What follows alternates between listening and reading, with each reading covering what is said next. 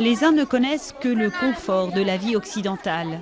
Les autres ne mangent pas toujours à leur faim et malgré leur jeune âge ont déjà longtemps travaillé. Ils ne parlent pas la même langue, mais partagent volontiers leur jeu sous l'œil bienveillant de José Luis Guirao, fondateur de la chorale d'enfants malgaches. Le but de cette chorale, c'est une école de la vie. Il faut qu'ils apprennent à vivre et chercher des choses et surtout l'échange avec les enfants d'autres cultures, d'autres pays, c'est hyper important. C'est ça qui est le plus important dans les voyages, c'est ces échanges. Danser, chanter ensemble. Les écoliers français se réjouissent d'accueillir ces enfants venus d'ailleurs. Quand on voit les 2 jours qu'on a passés avec les enfants, tout se fait facilement, on ne se regarde pas de travers. On se dit comment tu t'appelles, on chante, on danse ensemble.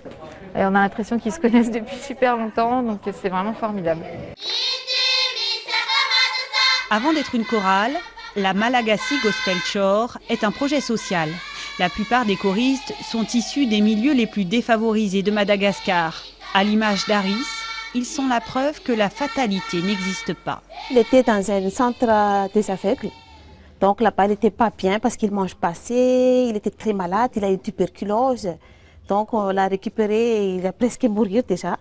Et depuis 4 ans, il était avec nous et là, il est content, il mange mieux.